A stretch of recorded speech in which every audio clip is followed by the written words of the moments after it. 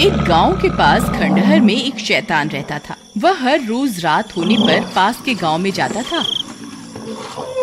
और गांव की गलियों में घूमा करता था। लोग अपने अपने घरों में छिप जाते थे और उसकी डरावनी आवाजें सुनकर सहम जाते थे। रात होते ही पूरे गांव में सन्नाटा हो जाता था। वह शैतान बहुत नासमझ था। गांव के लोग अपने अपने घर के दरवाजों पर शैतान कल आना लिख लेते थे। वह शैतान उसे पढ़ता और आगे बढ़ जाता। वहीं उस गांव में एक घमंडी सेठ रहता था। वह किसी से नहीं डरता था। अजी, हम अभी इस गांव में नए नए आए हैं, हमें गांव वालों की बात माननी चाहिए और दरवाजे पर शैतान कल आना लिखना चाहिए। रात भी हो गई है, कहीं वह शैतान यहाँ ना आ जाए। मैं किसी से नहीं डरता। मैं ऐसे किसी अंधविश्वास पे यकीन नहीं करता। बहुत रात हो गई है, सो जाओ। इतना बोलकर वह सेठ अपने कमरे में सोने चला जाता है। तभी वह शैतान हैरान परेशान हो जाता है। गांव वालों ने तो हद ही कर दी। मुझे रोज कल बुला लेते हैं और फिर बोलते हैं कि कल आना। ऐसे कैसे चलेगा? मैं आखिर रोज रोज कब तक अपने शिकार के लिए यूं ही भटकता रहूंगा। फिर थोड़ी दूर चलने पर वह शैतान उस सेठ के घर के पास पहुंचता है। अरे ये क्या, यहाँ तो कुछ नहीं लिखा। किसी का दरवाजा खटखटाता हूँ। लगता है आज मेरी भूख मिट जाएगी। शैतान जोर जोर से सेठ का दरवाजा खटखटाता है। अरे, इतनी रात को कौन आ गया? अजी, आप जाइए ना दरवाजा खोलने के लिए। अरे नहीं, मेरे घुटने में बहुत दर्द हो रहा है। तुम ही खोल दो ना। तुम डरो नहीं, ये जरूर हमारी दुकान पर काम करने वाला नौकर रामू होगा। उधार पैसे मांगने आया होगा। तुम जाओ, दरवाजा खोलो। फिर उसकी पत्नी डरते डरते जाती है और खिड़की से झांक कर देखती है तो उसे वही शैतान दिखाई देता है। वह बहुत डर जाती है, फिर भागती हुई वापस अपने कमरे में जाती है। अजी, हम तो बहुत बुरे फंस गए। वह शैतान तो हमारे दरवाजे पर खड़ा हुआ है। अब क्या करें? मैंने आपको कहा था ना, हमें गांव वालों की बात मान लेनी चाहिए। लेकिन आप तो बोलते थे मैं किसी से नहीं डरता, तो आप क्यों भीगी बिल्ली बन रहे हो? मूर्ख औरत, धीरे नहीं बोल सकती क्या? अगर इतनी तेज तेज चिल्लाएगी तो जो बाहर तुम्हारे मायके से आया है ना, वो हमें कच्चा ही खा जाएगा। अब क्या करें? कहाँ छुपें? वह शैतान उन दोनों की आवाज सुन लेता है और तेज तेज दरवाजे को पीटने लगता है। खोल दरवाजा। मुझे पता है तुम अंदर ही हो। तुम गांव वालों ने मुझे बहुत मूर्ख बना लिया। बस अब और नहीं। मैं बहुत दिनों से भूखा हूँ। आज तो मैं अपना शिकार अपने साथ लेकर ही जाऊंगा। हाँ, अभी के अभी दरवाजा खोल, नहीं तो तोड़ दूंगा। ससुर जी, घर में कोई नहीं है। आप कृपा करके यहाँ से चले जाइए। तेरा नाज मिटे। तुझे क्या हर जगह मेरे पिताजी ही दिखाई देते हैं? मैं अभी दरवाजा खोलने जा रही हूँ। अरे भगवान, मैं तो मजाक कर रहा था। तुम गुस्सा क्यों हो जाती हो? मुझे माफ कर दो। आगे से कभी ससुर जी का मजाक नहीं उड़ाऊंगा।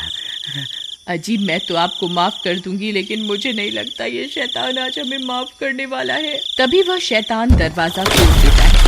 अब तुम्हें मुझसे कोई नहीं बचा सकता। अरे भागो रे, आज तो ये शैतान हमें जिंदा ही खा जाएगा। अरे कोई मुझे बचाओ, बचाओ। वह सेठ और उसकी पत्नी वहाँ से भागने लगते हैं। उनके घर में छोटा सा कुत्ते का बच्चा होता है। इतना शोर शराबा सुनकर वह भी बाहर आ जाता है और उस शैतान को देखकर भौंकने लगता है। तभी सेठ और उसकी पत्नी पीछे के दरवाजे से भाग जाते हैं। अरे बच गए रे, आज तो बाल बाल बच गए। मोती, मैंने उसकी आवाज सुनी थी। वो शायद उसी शैतान के ऊपर भौंक रहा था। वो अभी भी घर के अंदर ही है। मैं वापस अंदर जा रही हूँ अपने मोती को बचाने के लिए। तुम्हारा दिमाग खराब तो नहीं हो गया? तुम्हें क्या लगता है मैं एक कुत्ते को बचाने के लिए घर के अंदर जाऊंगा? नहीं, मूर्ख मत बनो और जल्दी चलो यहाँ से। वो शैतान कभी भी यहाँ आ सकता है। आपको जाना है तो जाइए, मैं वापस अंदर जा रही हूँ अपने मोती को बचाने के लिए। अरे तुम पागल हो गई हो क्या? वापस आ जाओ, बेवकूफी मत करो। लेकिन उसकी पत्नी अपने पति की बात को अनसुना कर देती है और घर के अंदर घुस जाती है। मोती उस शैतान को भौंक रहा होता है। नहीं मोती, पीछे आ जाओ, हमें अभी यहाँ से निकलना है। हे भगवान, अब मैं क्या करूँ? तभी मोती उस शैतान पर हमला करने के लिए आगे बढ़ जाता है। नहीं मोती, ऐसा मत करो, वापस आ जाओ मोती। फिर उसे बचाने के लिए उसकी पत्नी भी शैतान की तरफ दौड़ पड़ती है और अपने कुत्ते को बचाने के चक्कर में उस शैतान के चंगुल में फंस जाती है।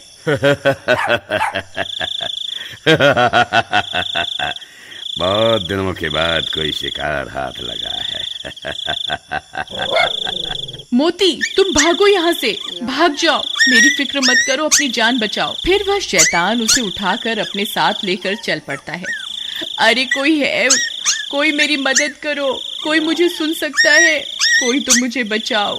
सब गांव वाले अपनी अपनी खिड़कियों से इस मंजर को देखते रहते हैं, लेकिन मदद के लिए कोई भी आगे नहीं आता। सब डर के मारे अपने अपने घर के अंदर छिपे रहते हैं। लेकिन उसका कुत्ता मोती रात भर उस शैतान का पीछा करता रहता है। फिर थोड़ी देर में वह शैतान अपनी गुफा में पहुंच जाता है और सुषमा को कैद कर देता है।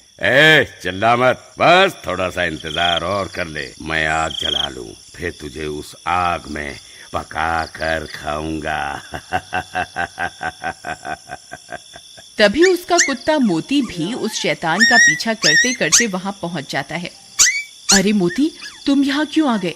तुम यहाँ से चले जाओ, नहीं तो ये तुम्हें भी खा जाएगा। लेकिन मोती वहीं बैठ जाता है और उसके लाख बोलने के बाद भी वहां से नहीं जाता।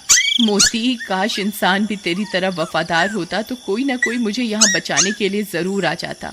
अरे कोई मेरी मदद करो, हाय मेरी पत्नी को वो शैतान उठा कर ले गया, कोई मेरी मदद करो।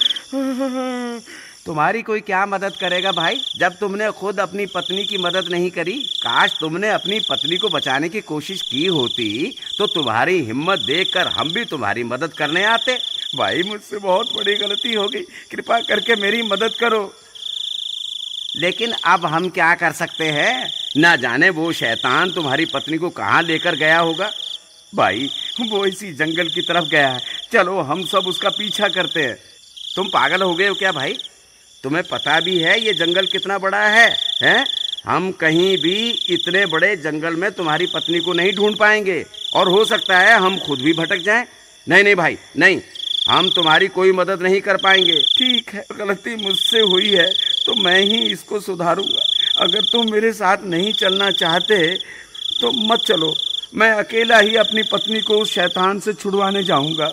इतना बोलकर वह सेठ जंगल की ओर चल देता है। मोती, तू यहाँ से चला जा, तू मेरी कोई मदद नहीं कर पाएगा, ये शैतान आता ही होगा। अगर गांव वाले यहाँ होते तो जरूर मेरी जान बच सकती थी। फिर मोती सुषमा की तरफ देखता है और पलटकर वहां से भाग जाता है। सुषमा भी मोती को भागता देख खुश हो जाती है।